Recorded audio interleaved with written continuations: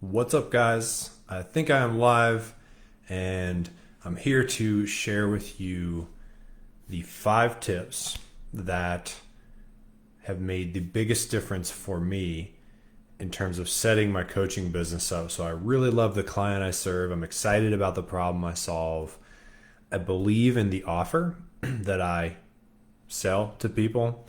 I love the way that I market my program and sell it as well as deliver it. Okay. Like getting these pieces right is the foundation of a healthy coaching business.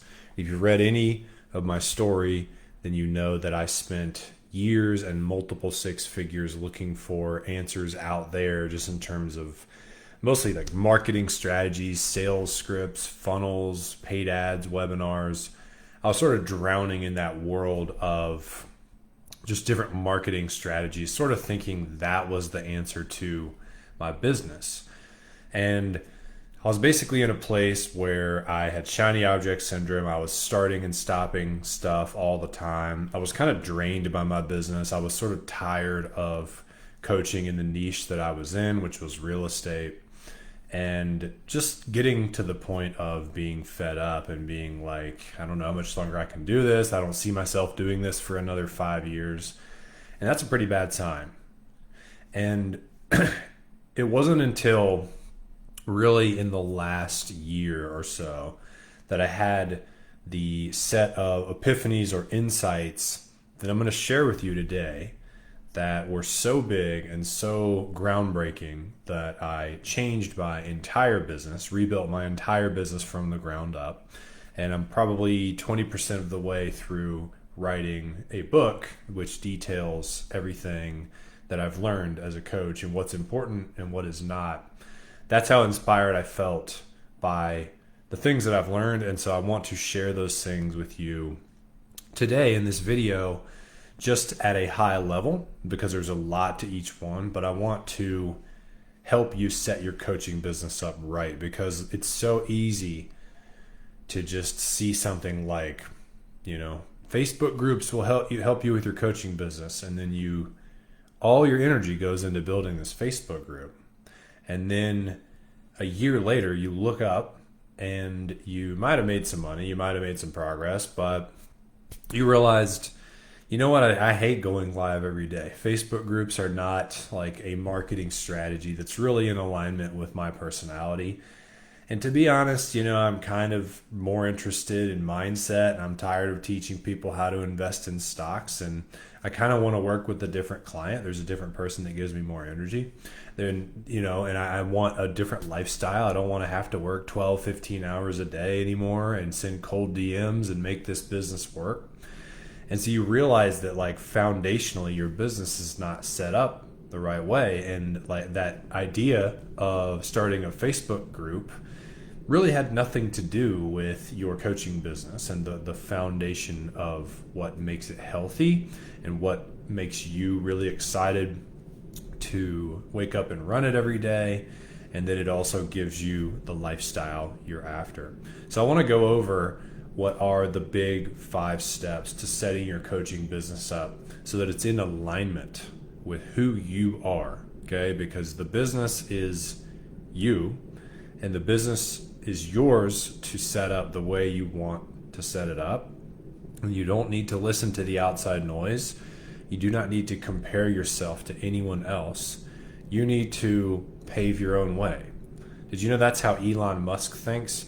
He does not think in terms of comparison. If he did, he would have started a automobile company that was run where the cars were run on gasoline, right? He questions everything and disrupts industries. And that's what you can do essentially by getting clear on what you want and saying, I'm going to make this work for me. I'm not, I used to follow all the meta of like, okay, well, sending 100 cold DMs a day, that's what all the gurus teach. That must be what works. And maybe if there was like a literal competition to see who could just make the most money in the next 30 days, that would probably win. I can't, like, working on my book is not going to in any way compete with that, especially if I couldn't publish it in that amount of time, right? I'd have 0 leads, 0 sales.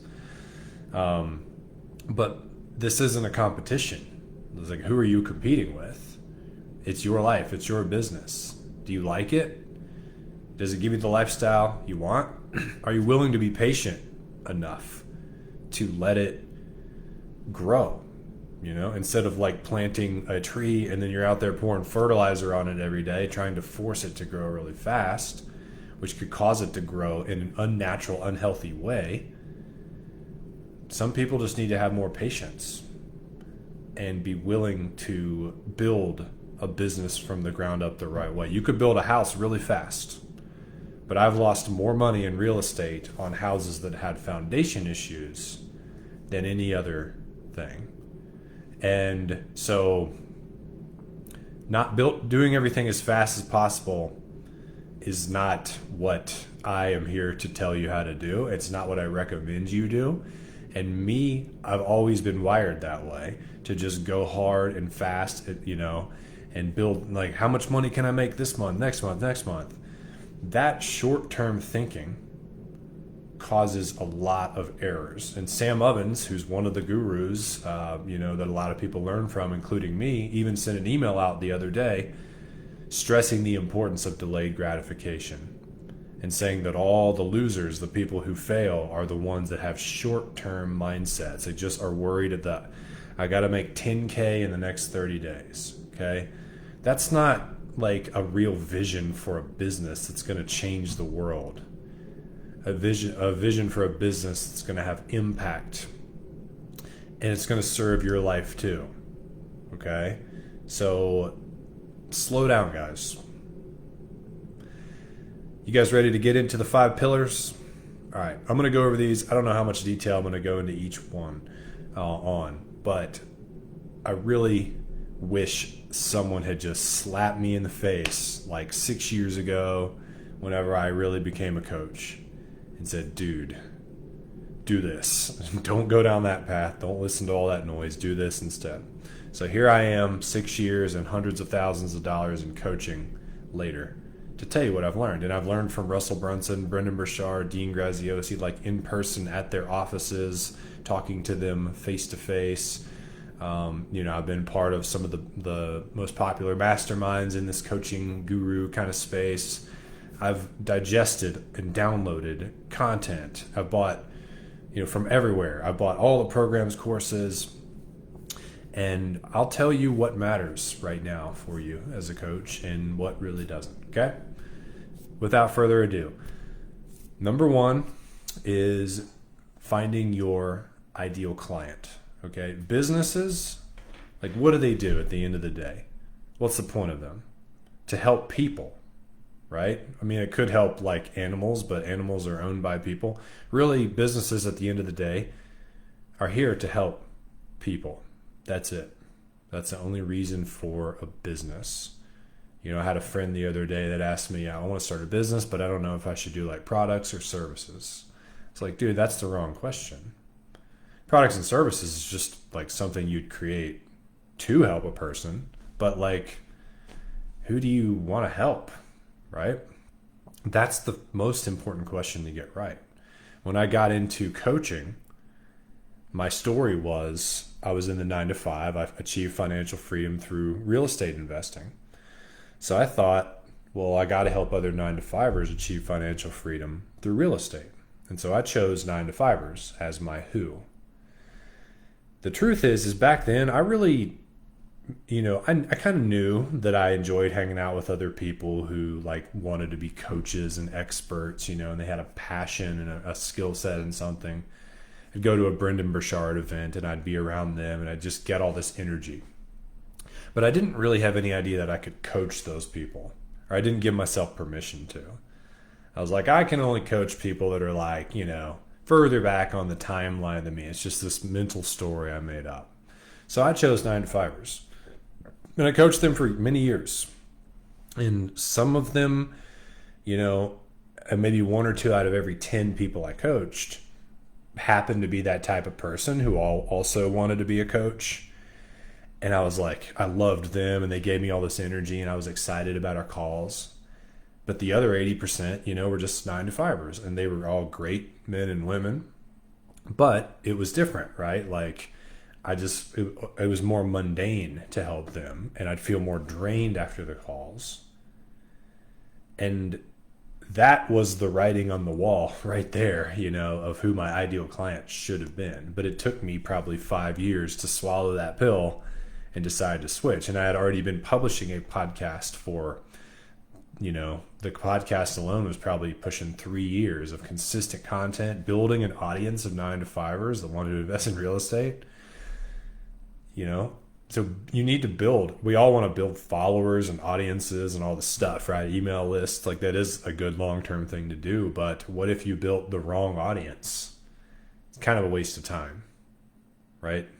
Cruising down the street, hit a dead end, got to turn around. That's what I did. So don't do that. Number one, get your ideal client right. Who do you love being around the most? Who gives you the most energy? For me, it's coaches and experts. Who is that for you? Don't say someone into personal growth or someone who's coachable or open-minded. Those are a given in your ideal client. But what's their label? Are they a dad, mom, coach, astronaut, military? I don't know. You tell me.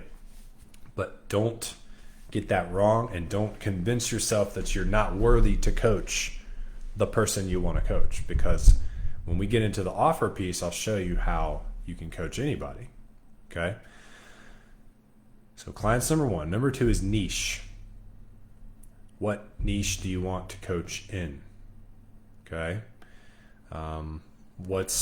First you can think there's 4 big categories. There's health, wealth, relationships, and personal development. Which of those do you find yourself most interested in personally? What are you trying to create more of for yourself? More personal growth, more money, more health, or better relationships? That's going to give you some clues, and then you can hone in from there. For me, for the last really 10 years, even before I became a coach, I was studying digital marketing. I was studying online businesses, writing blogs, writing books. I wrote an ebook. I had an old podcast that was crappy about lifestyle design that I shut down after 7 episodes or something. But I've been studying this industry for a long time, and I realized building a coaching business, that's the niche for me that I really should be in, because it's literally what, if I go walk my daughter on a Sunday and I'm listening to a podcast, it's going to be about personal growth, how to grow your business, something to do with marketing or sales or lifestyle design, that kind of stuff. That's what I love. A Brendan Burchard podcast, Dean Graziosi. And so I knew, I was okay, my ideal client is coaches. That's who gives me the most energy. Helping them with their business is what I want to do, because that's the thing I'm most interested in every day, is how do I grow my business in an authentic way where I love it and it gives me the lifestyle I want and the impact I want to make on the world. And the more I learn about that, which is what I'm learning about all the time, the better I get at it. And because I'm so committed to that, I'm going to be the best coach at that, because I'm at the cutting edge. I'm learning new stuff and having new insights every single day. I'm investing in my own growth in these areas every single day. I'm getting coached. And so it was obvious for me in hindsight. I was this is I wasn't even that interested in real estate most of the time I was coaching it. I just chose it because I thought I had to, because I have a good track record in that industry. And so getting your niche right, that's everything. Just like getting your client right. And notice I'm telling you to do what you want to do, not what you should do. Everyone else is going to tell you you should do this. Somebody told me you should be a real estate coach. And I remember that. And I listened to that guy. And I went down the wrong road for 5 years. It wasn't his fault. It was me not listening to what was in here, listening to too much noise up here, too much noise out there. So one of the things I learned after switching my business around is that I was damn, I kind of knew it all along. If you guys have ever been in a bad relationship, all along that you've had tons of hints and whispers and subtle signs, right? That like, okay, I've probably got to end this. I remember some of those myself. And I had those throughout my whole time as a coach about everything. I don't like this client. I don't like this niche. I don't really love my offer. I don't love the way I'm marketing it and selling it, my delivery model, right? Like my intuition or my heart or my gut or whatever you want to call it was speaking to me, screaming at me loud and clear to change things. And instead of listening to it, I clicked on that next Facebook ad and downloaded that next free lead magnet or whatever and tried to find the answers in that, which was just some more marketing stuff, like taking me in a new direction. You can see how that'd be like being in the bad relationship and being like, I'm going to get hammered tonight to fix it. It's not going to work. So what I learned, to get back to what I was saying, is that the answers to these things had been in me all along. What I do now is I help people pull these answers out early so that they don't have to go down the wrong path doing what they don't like, which will sabotage your business. Okay. So number 2, the right niche, ideal niche for you. What are you most excited about?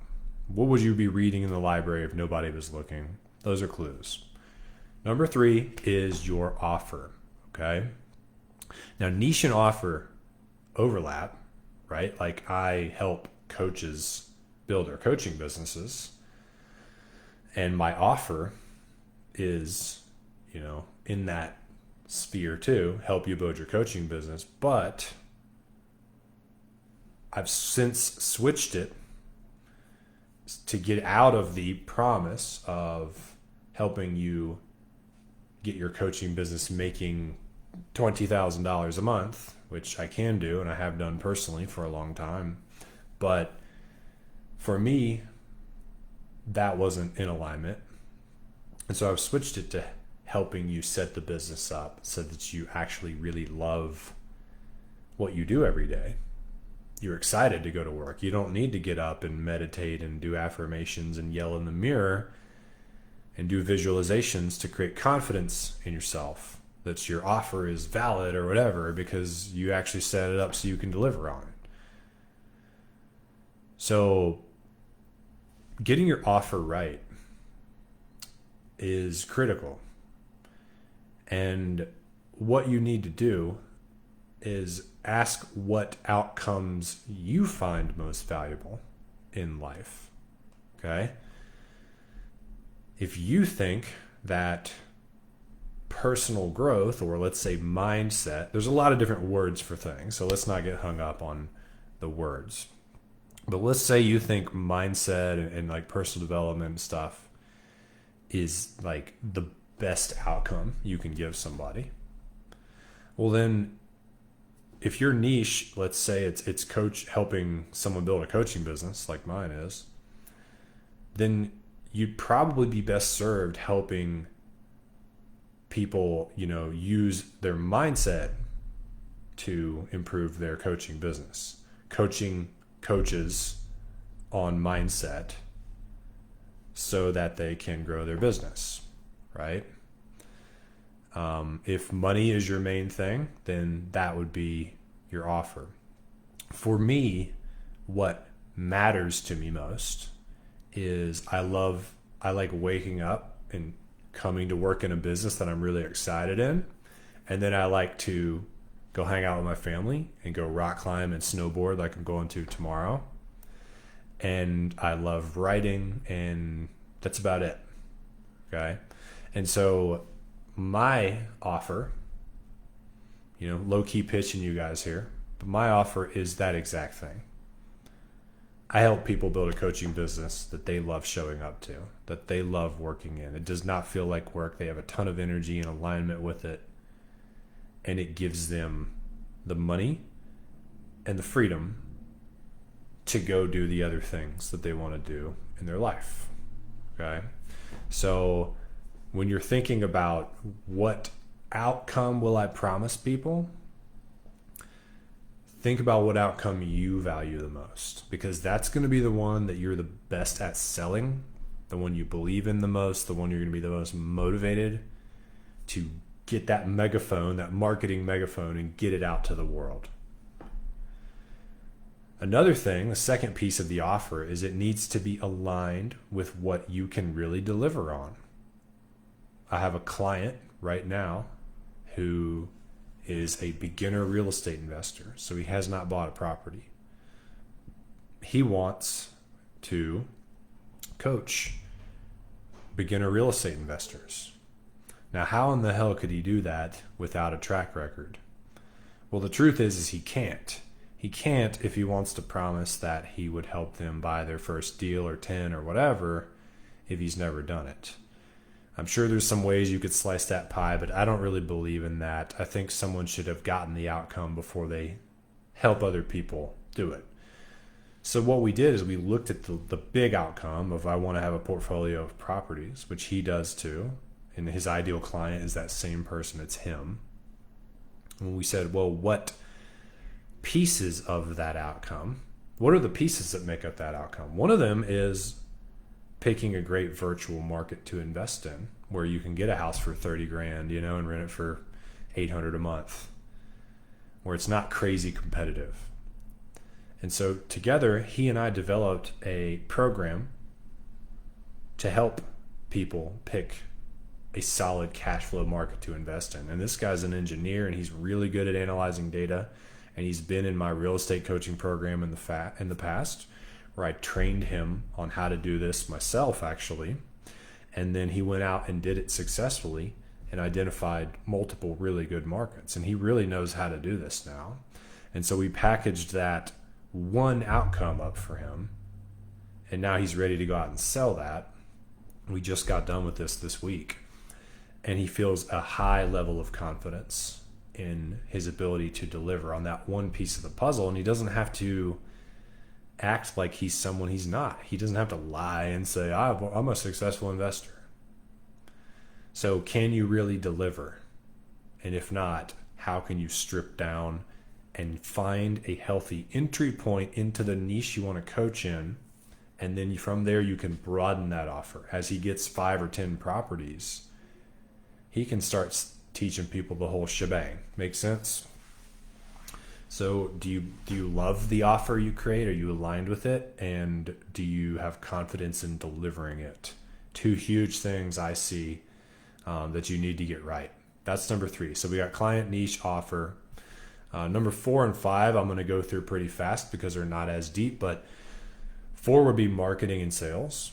So the way that you market and sell your coaching business. I, for the longest time, was just cold DMing all these people and getting on calls and following like my script. Like I'd have like the Google Doc printed out, and I'm on the call and I'm like scrolling down trying to find the right question to ask, or just like using marketing techniques that I didn't really love. And that causes a lot of friction, a lot of procrastination in your business.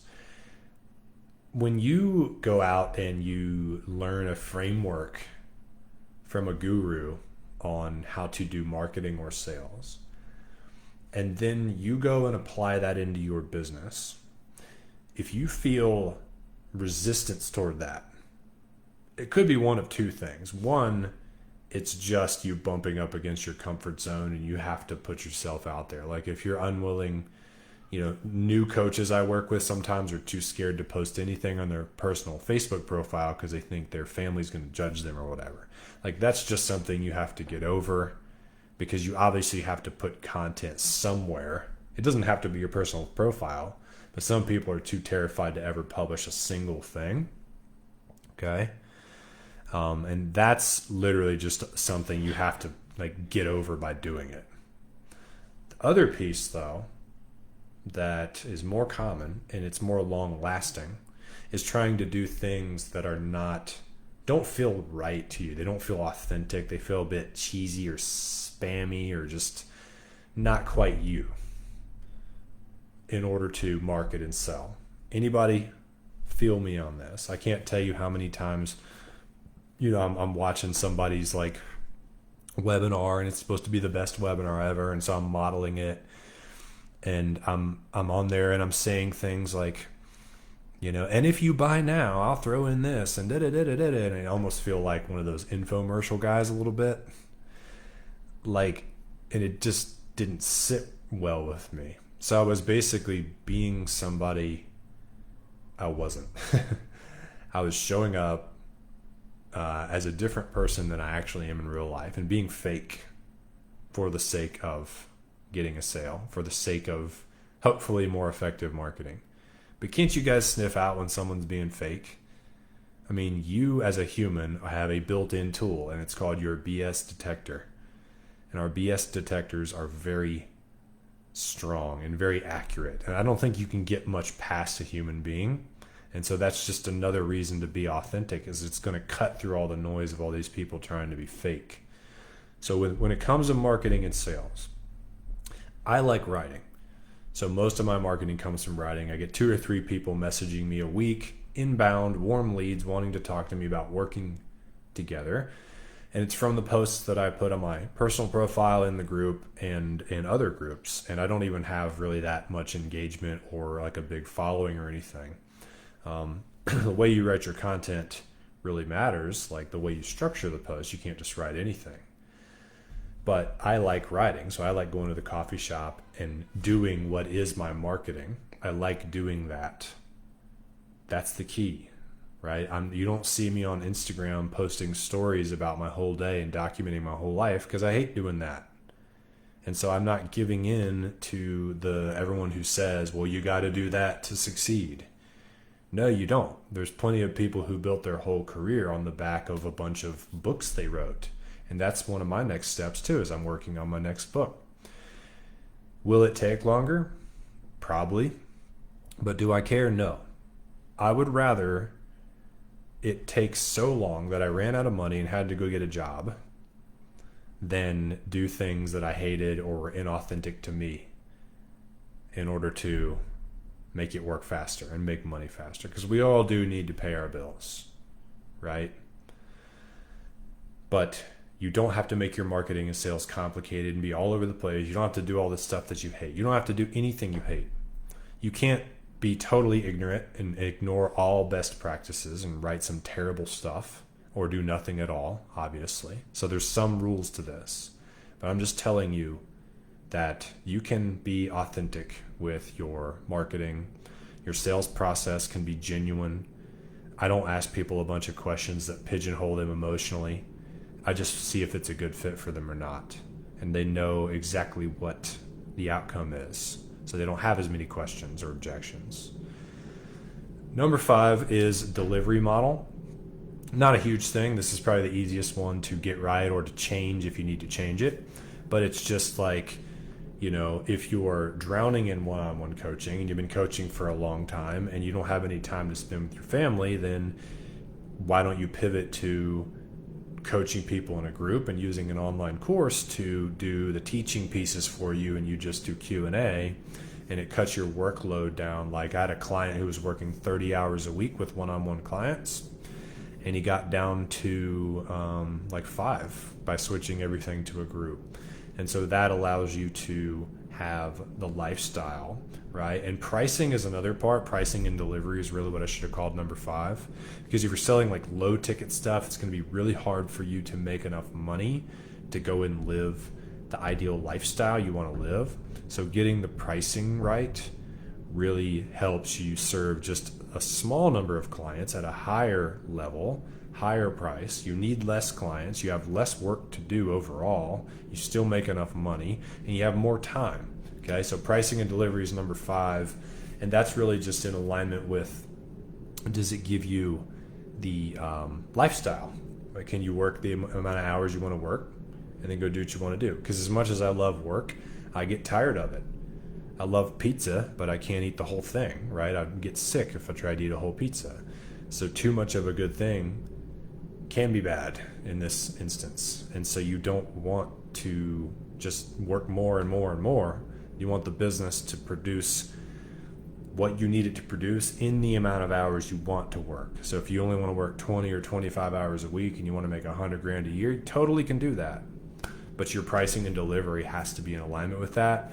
You're just not going to do that selling like a $97 program, or like filling up your whole calendar with too many calls, and too many sales calls could be taking you over your hourly quota too.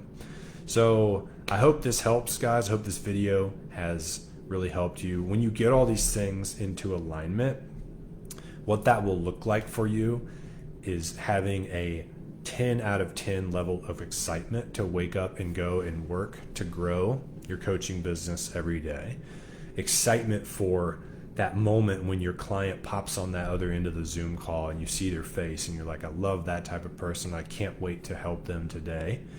And excitement for your niche, because you're like out there and you're learning and you're listening to podcasts, and then you can't wait to turn around and share what you've learned with your clients, and you're just totally in alignment. You're committed to that industry. It means alignment with your offer. Okay, so having 10 out of 10 confidence that I can get this outcome for you, and 10 out of 10 belief that you need this. Like, I don't know if you guys can feel that, but I have those levels of confidence and belief, and it didn't come from me becoming more. It came from me promising more authentically what I can and cannot do for you. Okay, so like getting clear on what your personal gifts really are and what you want to get out to the world, what's on your heart, that becomes your offer. And then the marketing and the sales feel like play, feel like fun. I sit at a coffee shop, I write, I love it. I'm an introvert type person, and that becomes how I get warm leads messaging me every week instead of me messaging them. And then the delivery model will have you living the ideal lifestyle you want. That is what an aligned coaching business looks like when you get all these pieces right. Cool? So everything I've covered in today's live is exactly what I teach people in my 6-week workshop. I have a 6-week workshop where you work with me one-on-one, and I help you. If you're a burned out coach, if you're, looking to pivot and identify this aligned coaching business for you instead of going down the wrong road for years, I help you identify what those things are and build that business together with you on the right foundation, give you all the tools to go out and market and sell and deliver. And it's 6 weeks. You work with me one-on-one, one call every single week.